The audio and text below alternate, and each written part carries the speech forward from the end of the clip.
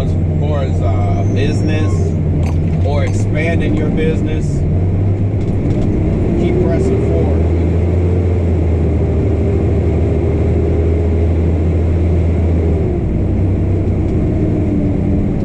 I always like to use the old cliche, but it's so true. What God has for you is for you. What He puts in your imagination to do is for you.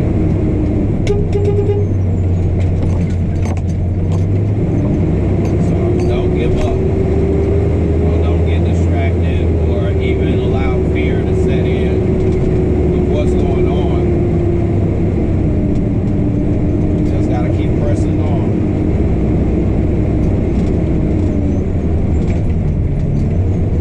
To give a big shout out to Hunter. Hunter has added on his second front loader, and I believe he's gonna run it as a spare to his first truck. But still, that's a major move in my opinion. So big shout out to Hunter on that.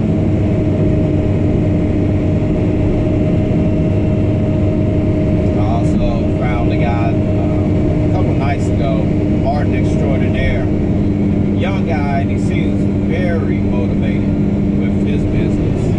He's in the dump trailer rental business, and just looking at his videos, I see this guy going from that to a fleet of roll-off trucks,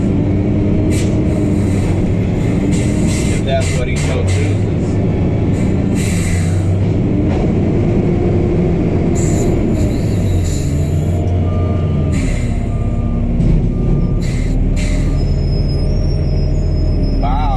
Guys like Hunter, Martin, and even one of my clients, ADM Roll-Off.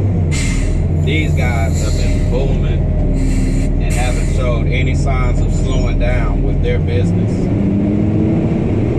Even with the pandemic, quote unquote, and I won't really get into that actual cause of it, but yeah, I really like to see guys, like Sean and Jake and ADM, Hunter, Martin, and anybody else that's out there that's still pressing forward with their goals, their business. It's still out here to make. That's without a doubt. All of these guys serve as an inspiration to me because I've noticed some of my clients, like Raintree Waste, they said they experience from like 15 to 20% slowdown with service. And even working here, I get to see, there has been not a dramatic slowdown, but somewhat of a slowdown with front end. But things will pick back up, and I'm still encouraged to get my own truck. That's the ultimate goal for myself. I've actually started looking into other ways of capital besides my business, and should have done it a long time ago, but I've started investing. So we're gonna see how that goes. Right now, it is a buyer's market. Everything is low, and that's what they encourage you to do. Buy low, sell high. So, yeah. We'll see how that goes. And quite possibly use that to further expand the business like I want to. Don't get me wrong, I love driving front end, and for me it doesn't really matter who I'm doing it to. It's just as long as I'm behind the wheel of a front loader, my passion is fulfilled. A decent front loader, I should say. I've been blessed because since I've been back here with the county, really haven't had to deal with too many of the junk trucks that are in the fleet. I've always been the type, and it always, you know, spilled over to the business when I had my truck. I'll run the hell out of a truck, but I'm not gonna kill it, you know. I'm not gonna abuse it.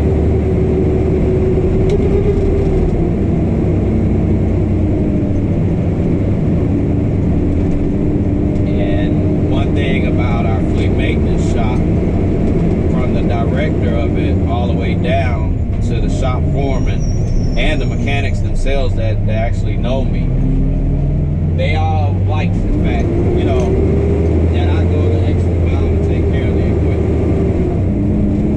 And I know every driver is different, but I feel like I'm in this truck more than I am at home. So, you know, this is my mobile office. It's got to be right for me.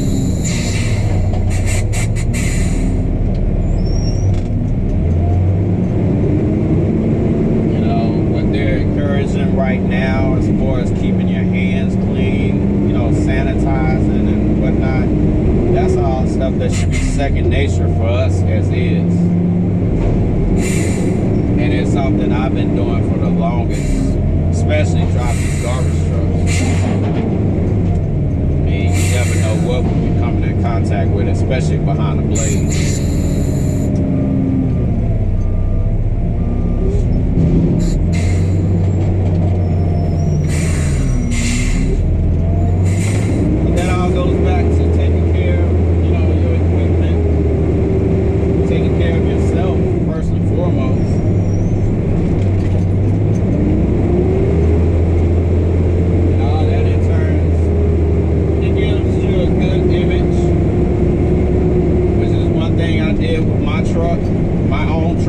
Kept it clean just like I would one of these. Every company I worked for, everything I drove, I had to have it clean. I cannot work in filth.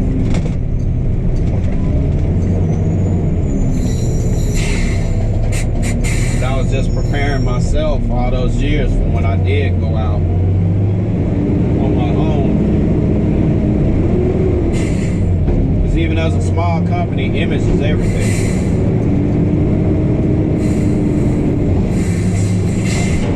Your truck is your billboard, mobile billboard.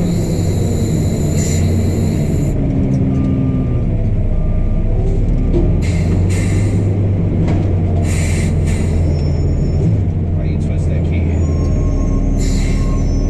Stop playing this thing.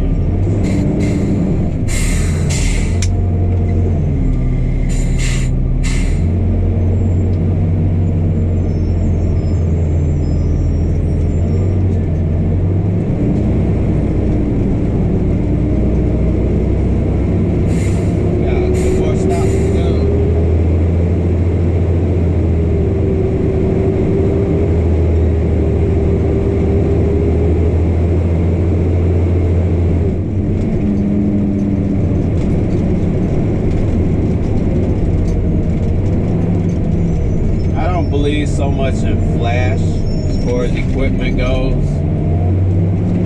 You know, I'm like any truck driver, and as an owner operator, hell, I did like the aluminum wheels I had on the front of the truck. My plan was to take them all the way around. They look great, but they actually serve a major purpose too. It increases your payload and is better on your wheels and brakes. Well, you know, actually better on the brakes, I should say.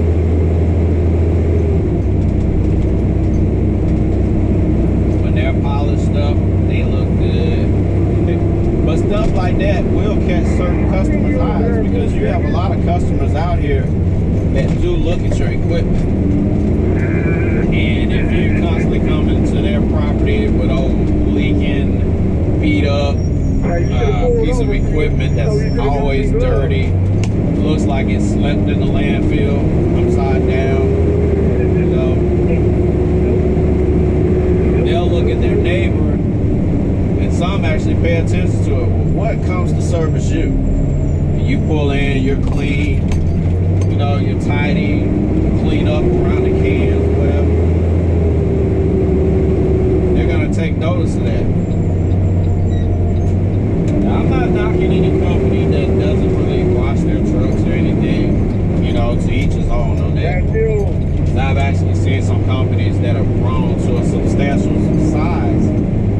really didn't take too much pride in the actual appearance of the trucks.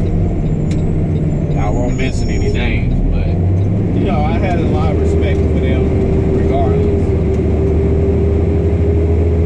But it's just one of those things, you know, we said in business, your image says a lot. You can either attract, retain, or in the wrong cases, lose customers because of that.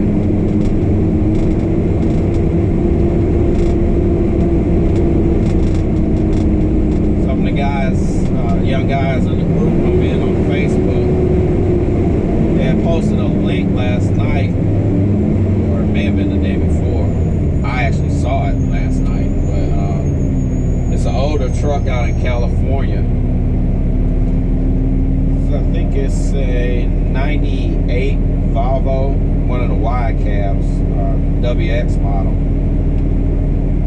And it's got a rare body on it, an AVI front load body. And like I was telling them, you know, me being an enthusiast of this whole industry, yeah, it's a cool truck, but you know, just like with my Dempster, you know, when you get something like that that's no longer being made, or it's, you know, rare, it's hard to get parts for it. And those kind of trucks can become a money pit. You know, I know for a lot of kids in the group, just seeing stuff that's commonplace is boring for them. But from a business aspect, you want to get something like a Mac or a Peterbilt, Powell, McNeil's body, you know, especially on the East Coast where those are prevalent, because your parts are plentiful, your service is going to be plentiful. May not be the best, but you know, everything is centered right around your area. So you have to take into consideration all of that. If you're in an area, or you yourself are experienced with mechanics, diesel mechanics, hydraulic maintenance, whatnot, even body fabrication, the whole nine, a rare truck is cool. You know, you'll be able to deal with it because you have that knowledge. I'm mechanically inclined, and I did actually used to work on my own truck when I had it. I mean, it's much like working on a car, it's just the parts are bigger. And understanding hydraulic systems, pressure and all that is not hard either to learn. To be honest, as an owner-operator, whether it's a tractor trailer, dump truck, garbage truck, whatever the case may be, you want to learn to do as much as you can yourself. Understand and learn your equipment.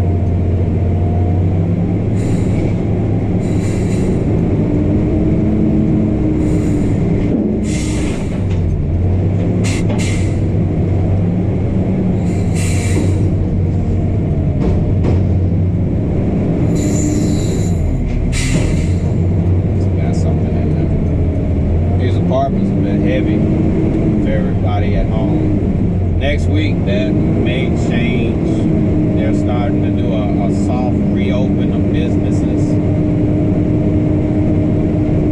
that had been shut down, I should say. So we'll see how this goes.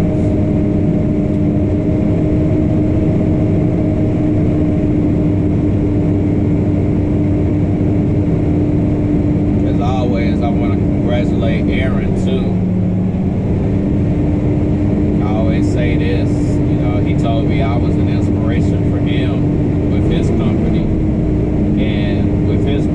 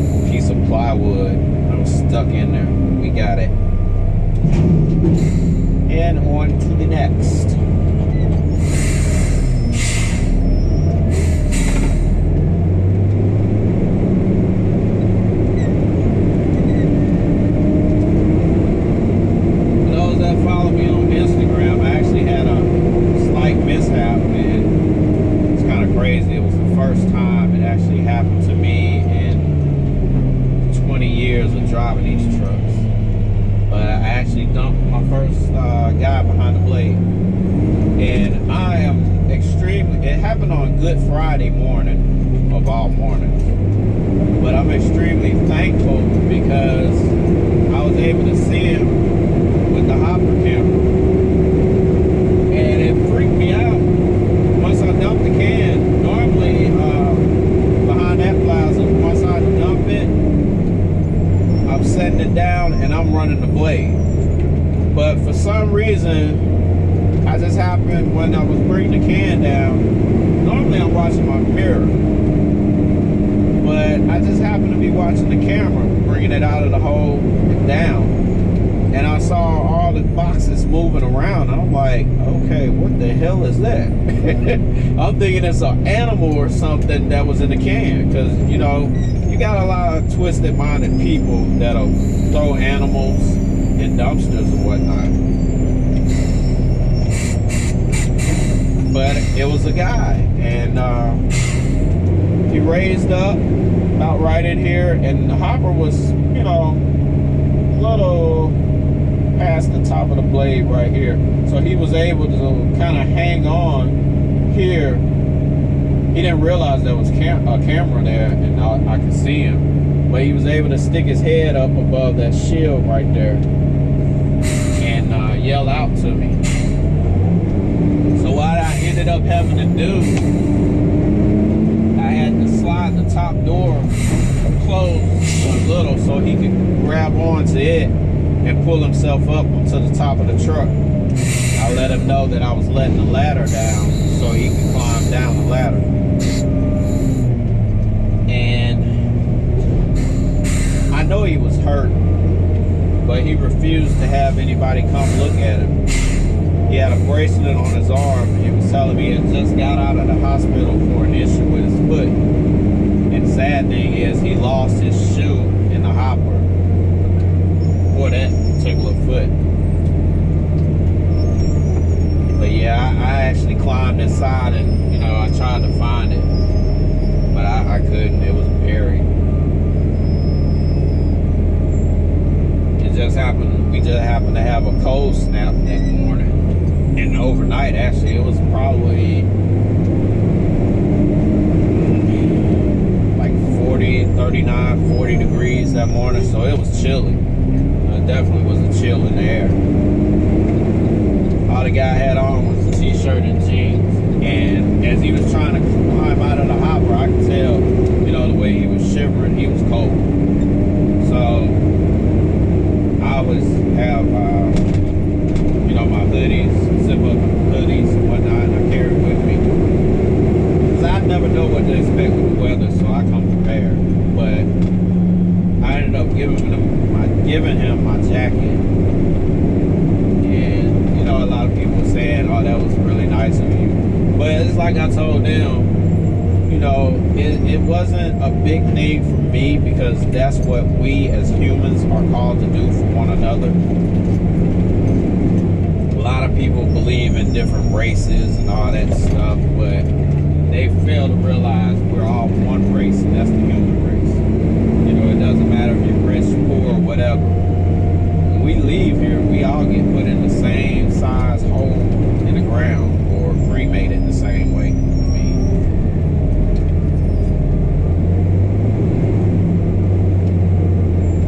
Our adversary doesn't care about the color of anybody's skin or how deep your pockets may be.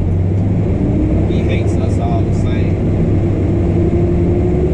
And one day I pray that humanity will realize that. But that's a whole nother subject for a different time. But yeah, I felt really bad for the guy, because, you know, even coming down the ladder, he couldn't even put pressure on his foot. There was a large dresser that happened to be inside of the hopper that someone had threw in the can. And I believe that dresser fell on him, because when I went in the can, hell, I took it up as normal, full speed. So when it got to the top, I knew it had thrown him out. And it was a blessing for him. Like I said, I had the camera, number one, and most of what was already in the bed from the previous can in the plaza was a lot of cardboard. So, you know,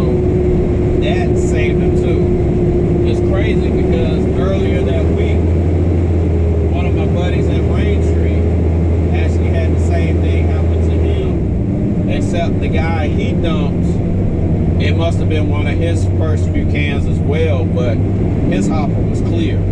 So that guy hit the bed and he was all bloody. His hand and the top of his head. The fire department actually had to come out and put that guy on a stretcher and bring him out through the back of the truck. They had James raise the tailgate and they went in that way and brought him out. I was just thankful that the guy I dumped, wasn't seriously hurt. I know he was hurt, but he was just telling me he was so embarrassed by it that he really didn't want me to call anyone to come look at him. It's sad that in our society we have this happen on a regular, especially in this business. Toby, I think Toby's in Iceland. He drives front load there, and he was telling me his company actually has them check the cans now before they dump them because it happens, so much. I mean, it's not just a problem here in the U.S., it's worldwide. When it gets cold, people seek refuge inside these cans.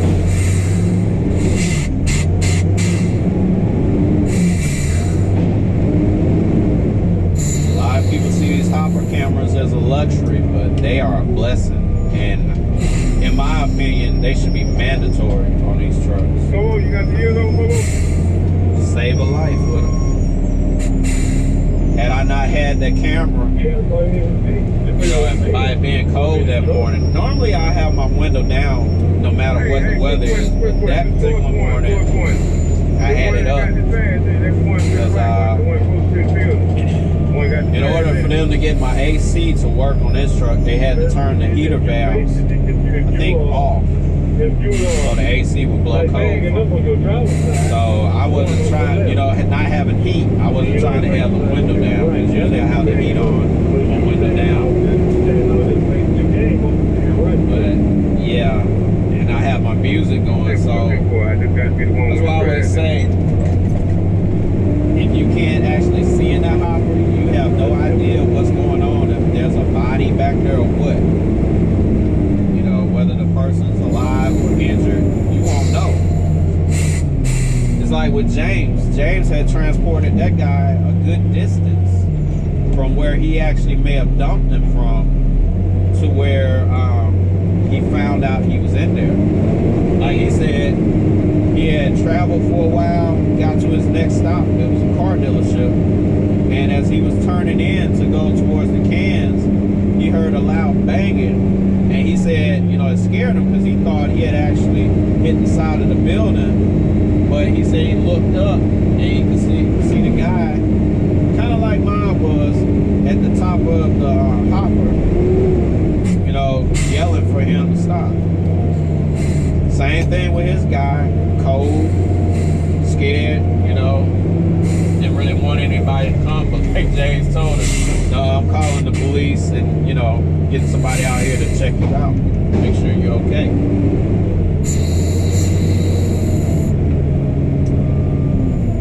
It's funny how God works, because when James called me that morning, when it happened to him, and sent me the pictures, it kind of, I can't say it prepared me for what happened, but I wasn't in shock, I wasn't, my mindset was ready, I guess I could say. Because it's one of those things, you always wonder, okay, this just happened to a buddy of mine, like, wow. So that whole week, I kind of was thinking to myself, okay, what if it happens to me? So my mind was in a state of readiness, and lo and behold, Good Friday, there he was. But yeah, back to what I was saying though, as far as humanity, it's our duty to be our brothers and sisters keepers.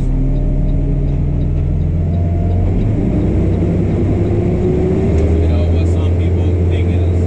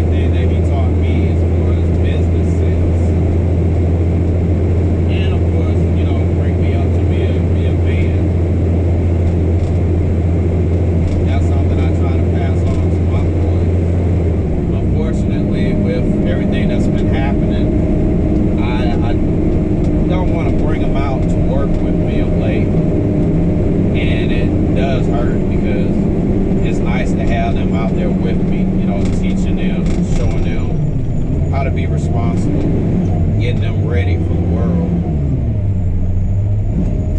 But I also want to be safe too, you know, and not expose them to anything that they don't need to be exposed to right now.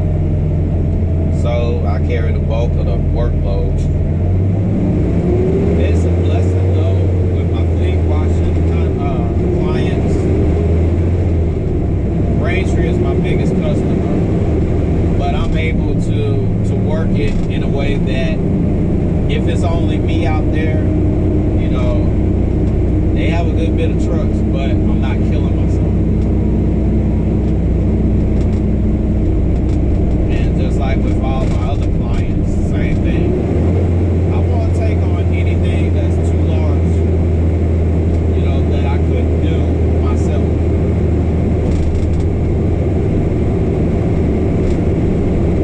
And I'm gonna be the same way when I get the front end business, even when I have drivers working for me. You know, I'm not gonna take on contracts that are too big or try to grow too fast, because like Kevin, you know, every now and then I actually get to talk to him. It's brief, but I appreciate all advice from that man, because his company is one that I've actually paid attention to and watched them grow from their very first old Mac. It was an old rib MR Powell. And man, so watching them grow from that single truck to all the other trucks they've had, you know, over the past few years, to the fleet that they have now, that's pure inspiration. Like I said, guys like Hunter with his fleet, you know, now with 2 front loaders added onto it. That's a blessing. And yeah, I get excited about that because it gives me hope. And hope is a very powerful thing, especially when you have dreams. It pushes you. So you get that hunger for it. It's one of those things you won't stop until you have what you want, what you set out.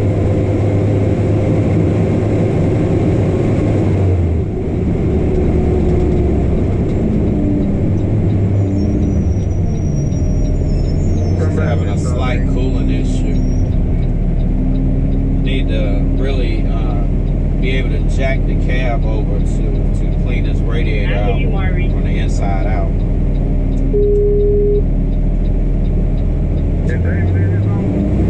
What's been going on with all the pollen and dirt and whatnot, you know, that these trucks suck in the radiator.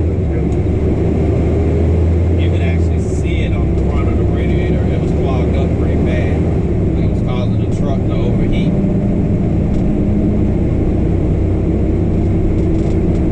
But the bad part, the cab jack pump is bad.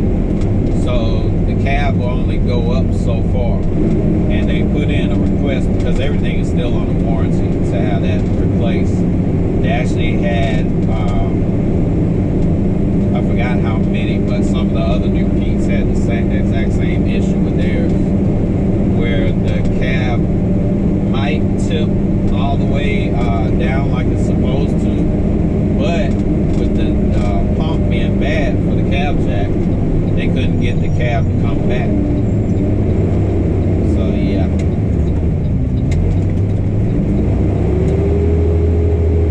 That's it. It's just been a good truck, a blessing for me and my passion. Because the biggest issue I had was that cradle breaking for the walking beam, and it caused the whole body to lean. But outside of that, she's been a good girl. Yeah, you can't do live split in. But sometimes it go out, sometimes it show up. I ain't got no bars.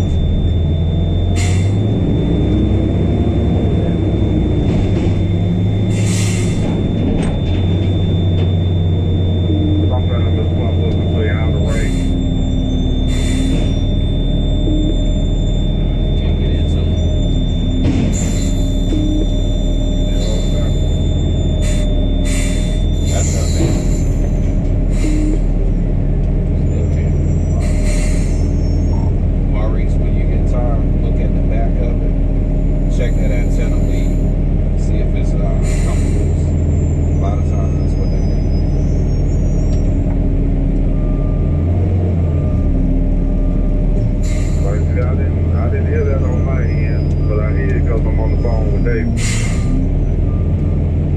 10-4. It's a little black wire that screws into the back of the radio. Make sure it's in there.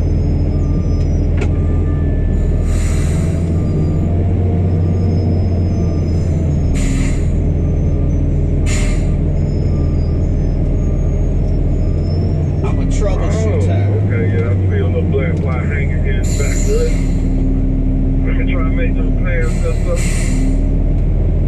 It's been safe.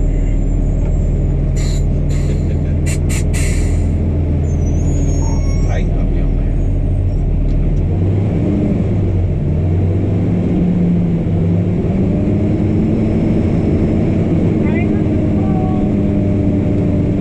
Hey, my clown.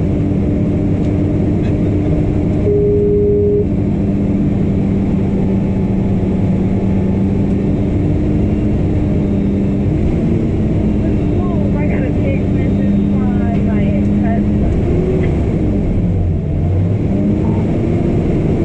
10-4.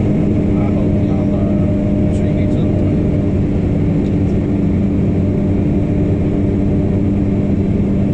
Don't do that. Don't do that. Now you know business. I'm talking about in a spiritual sense. It's still your brother in Christ.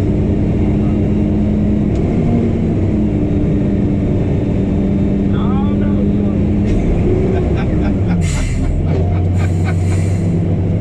Or be the bigger woman in the situation, whatever it is.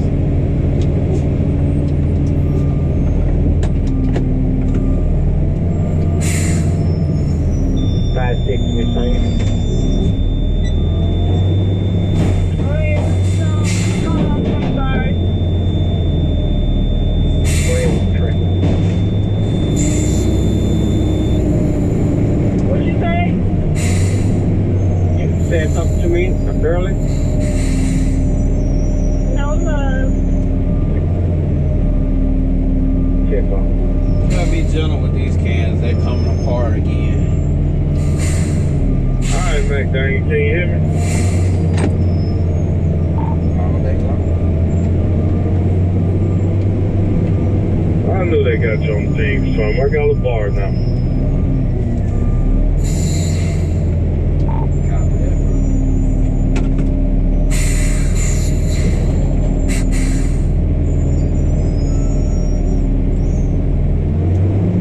Hey, did you eat on Check on Maurice.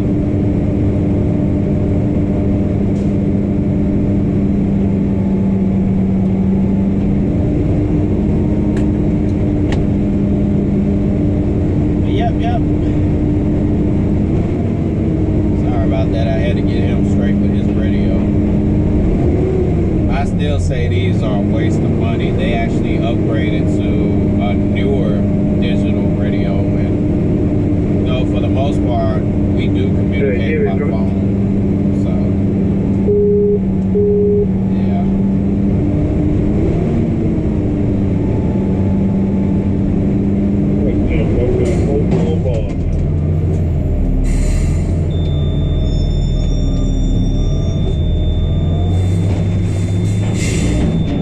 Five, six. 5, 4, radio check. Wow, yeah. Tempo. Hey, when you get a chance, okay, don't worry about it. They won't picture on I just sent you to a bitch and check your phone.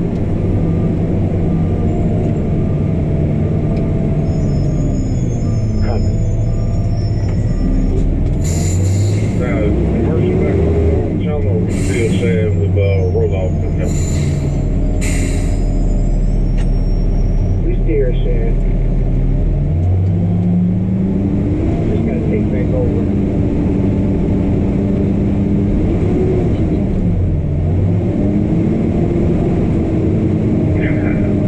It ain't gonna happen. We're trying to keep the peace. That person.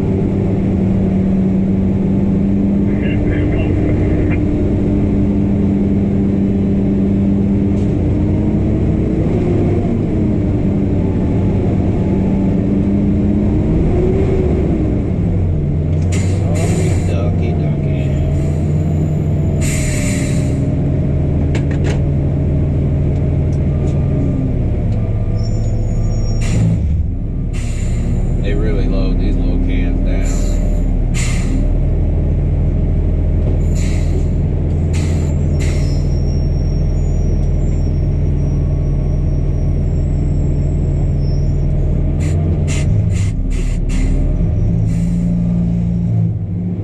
Trick is getting all of that in the hopper without putting it on the cab sheet. Sometimes I can do it. Sometimes I make a slight mess. Gravity is a mother.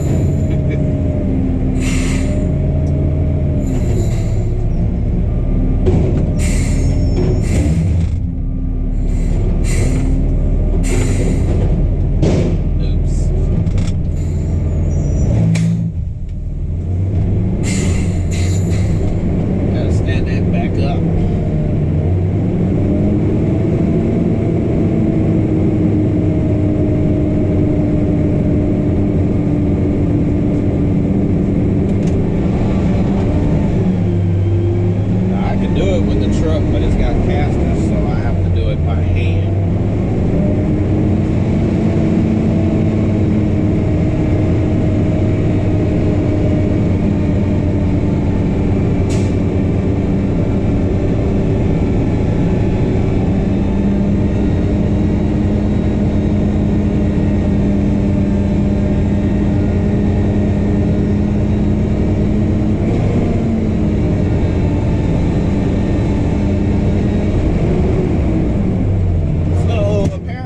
Eat me Wheaties this morning, or have me spinach.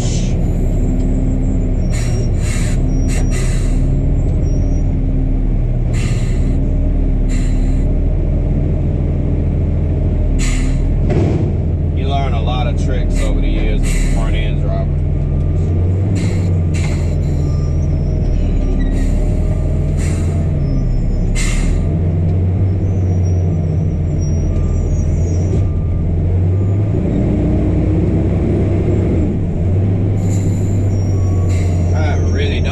Cans on casters. A lot of times those casters can work against you.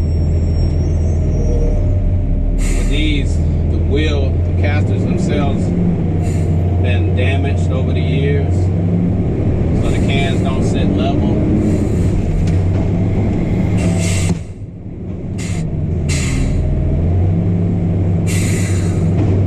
Ever since they fixed my window,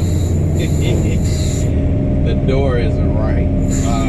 I get locked out a lot of late because it won't open like it's supposed to from the outside. Hey, Bobo, come here, Bobo. And it doesn't shut like it's supposed to. You okay? I'm a seatbelt man, so I'll be okay. To the Second Avenue. But I appreciate you guys joining in for another crazy adventure in DeKalb County. But more importantly, for motivation for yourselves. You know, I just try to be a positive beacon. Now I gotta find a 30 off. In spite of all the negativity and corruption that mix around this place. Man called in, you know, Yeah. I ain't gonna really delve into that. But you guys have a blessed, powerful day. Remember, tell your loved ones you love them. Don't take life for granted. Yeah, that's a 10-4. That's a 10-4. I'm gonna Like the great Pimp C said, one day you that other 20. I'm gonna drop the side. in you go.